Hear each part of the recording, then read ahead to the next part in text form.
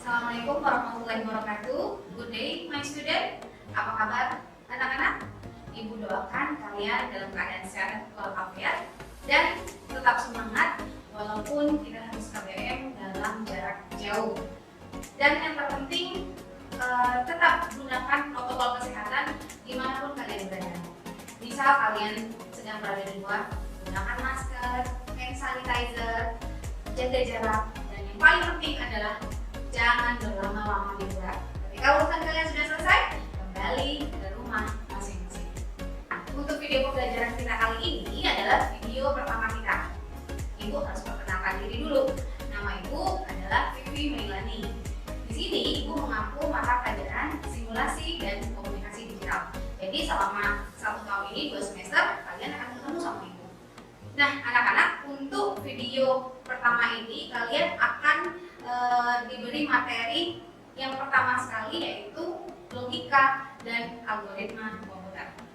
Are you ready? Jika sudah siap, jangan lupa alat tulisnya masing-masing. Kita mulai ya. Untuk pertemuan kelas 1 dan kedua, Ibu sudah siapkan modul. Jadi di pembelajaran daring kita, Ibu akan beri kalian yang pertama modul dalam bentuk cycle point, lalu yang kedua LKPD. LKPD itu adalah lembar kerja peserta didik. Nanti di sana tugas-tugas sudah disiapkan. Kalian tinggal jawab di buku catatannya saja. Lalu yang ketiga, buku digital atau e-book, electronic book, merupakan referensi selama 1 semester. Jadi untuk referensi tambahan, selain yang sudah dipersiapkan di modul, akan ditambah dengan electronic book. Nah, kita masuk ya langsung ke materi yang pertama, yaitu menerapkan logika dan algoritma komputer. Namun sebelum masuk ke materi, Ibu akan sampaikan dulu ke kalian tujuan pembelajarannya. Kenapa harus disampaikan tujuan pembelajarannya? Agar kalian tahu belajar materi ini itu apa ya. Yang pertama, setelah mempelajari ini, nantinya akan paham definisi logika itu apa. Lalu yang kedua, nanti akan paham definisi algoritma itu apa. Lalu yang ketiga, kalian akan paham bagaimana membuat diagram alir atau bagian alir. Lalu nanti kalian bisa membuat algoritma dari studi kasus yang Ibu sajikan. Nanti ada beberapa studi kasus, kalian akan membuat algoritmanya sendiri. Dan yang terakhir, nanti kalian akan merancang sendiri studi kasus, lalu dibuatkan algoritmanya. Oke, untuk berikutnya Ibu akan bertanya dulu ke kalian, kata logika itu sering didengar tidak? Mungkin kalian di rumah akan menjawab, sering Bu, sering digunakan malahan. Tapi apakah kata logika itu kalian paham artinya apa? Mungkin ada beberapa yang sudah paham, tapi ada mungkin yang belum paham. Supaya lebih paham, Ibu akan beri ilustrasi berikut. Ini salah satu games. Kalian yang suka bermain games mungkin kenal dengan game Unlock Me Free. Game ini melatih logika kalian. Coba, mungkin kalau kalian amati, ini ada balok berwarna merah, lalu ditutupi oleh balok berwarna kuning. Bagaimana caranya logika kita untuk mengeluarkan balok ini? Nah, itu salah satu contoh games yang melatih logika. Dari games yang sudah Ibu tampilkan tadi, di sini ceritanya si Adi dan Billy itu bersahabat. Suatu waktu si Adi sedang bermain game Unlock Me Free tadi. Lalu si Adi bertanya, ketika berada pada level tertentu, dia bertanya kepada Billy, Bill, tahukah kamu logika mengeluarkan balok merah ini? Lihat kalimat Adi. Bill, tahukah kamu logika mengeluarkan balok merah ini? Berarti apa? Artinya Adi sudah mengetahui definisi dari logika tersebut, sehingga dia menggunakan kata tersebut ketika bertanya kepada Billy. Nah, itu mungkin salah satu ilustrasi. Bagaimana untuk ilustrasi yang berikutnya? Ibu ada satu ilustrasi lagi.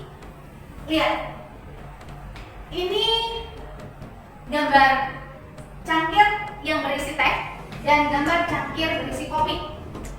Dari gambar ini terlihat ada panah dari A ke B dan ada panah dari B ke A. Lalu pertanyaannya, bagaimana logikanya memindahkan isi masing-masing dari tiap gelas tadi supaya berpindah. Mungkin dari kalian di rumah akan menjawab, Bu, tambahkan 1 gelas kosong, gelas cadangan, atau gelas C. Oke, betul, itu jawabannya. Tapi apakah permasalahannya sudah selesai? Tentu tidak. Kita lihat ilustrasinya ke depan ya. Nah, anak-anak, untuk menjawab pertanyaan yang ada di slide tadi, kita lihat whiteboard ya. Perhatikan, tadi ada 2 cangkir. Yang pertama berisi teh, yang kedua berisi kopi. Ini gelas A, ini gelas B, gitu ya. Nah, bagaimana caranya agar isi masing-masing gelas berpindah tempat?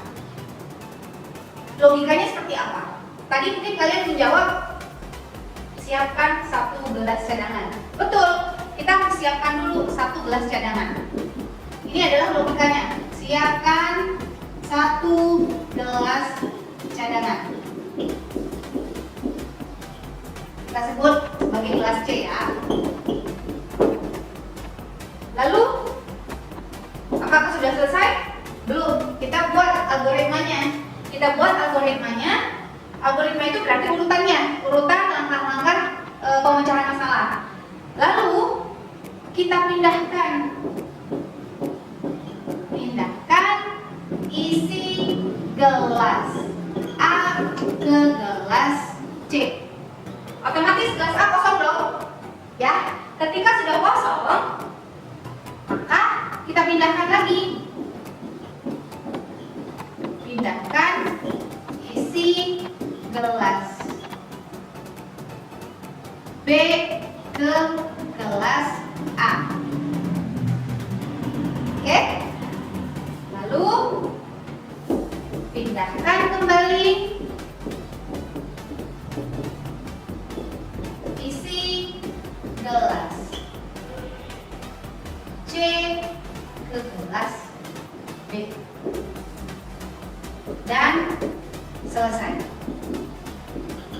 Nah, inilah urutan atau tahapan langkah-langkah penyelesaian masalah untuk studi kasus kita yang pertama. Sudah semakin paham pengertian logika? Nanti kalian akan menyimpulkan sendiri apa itu definisi logika. Nah, tadi kita sudah buatkan algoritmanya untuk kasus ini. Sekarang untuk menguji kalian pemahamannya bagaimana tentang logika, Ibu akan kasih tugas. Nah, tugasnya berupa apa? Kita kasih ceritanya seputar kopi ya. Lihat di sini. Di gambar diminta buatlah algoritma untuk proses pembuatan kopi susu dengan rasa manis tepat.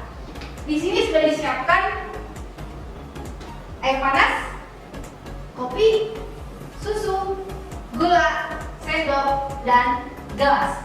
Nah, bagaimana caranya membuat algoritmanya, urutan-urutannya supaya menjadi algoritma pembuatan kopi susu dengan rasa manis tepat? Apakah kopinya 5 sendok?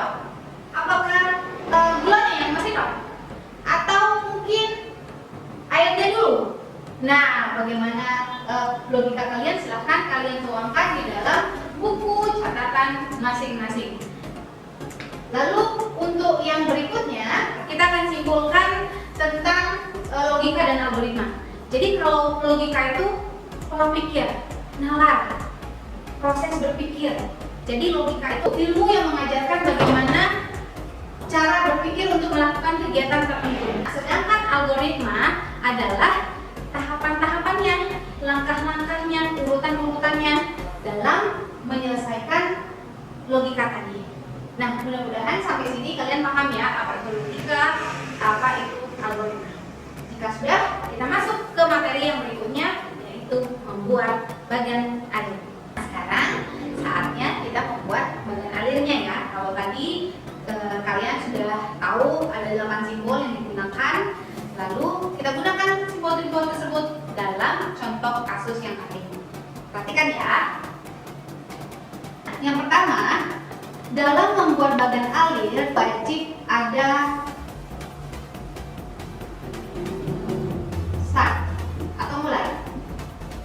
Ini disebut terminator. Namanya terminator mulai. Lalu apalagi kita siapkan datanya apa saja. Ada gelas A, gelas B, gelas C. Oke. Lalu tadi logikanya apa? Untuk memindahkan masing-masing. Ya. Berarti proses. Tambahkan 1 gelas cadangan. Oke, ini simbol data. Ini sebagai simbol proses. Nah, lanjutkan. Kita lanjutkan, pindahkan. Proses yang berikutnya adalah pindahkan isi gelas A ke gelas C. Oke, lalu lanjutkan lagi proses. Pindahkan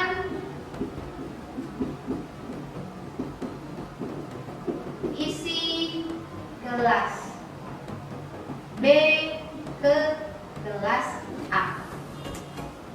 Karena tidak cukup, kita butuh konektor. Kita lanjutkan ke sini.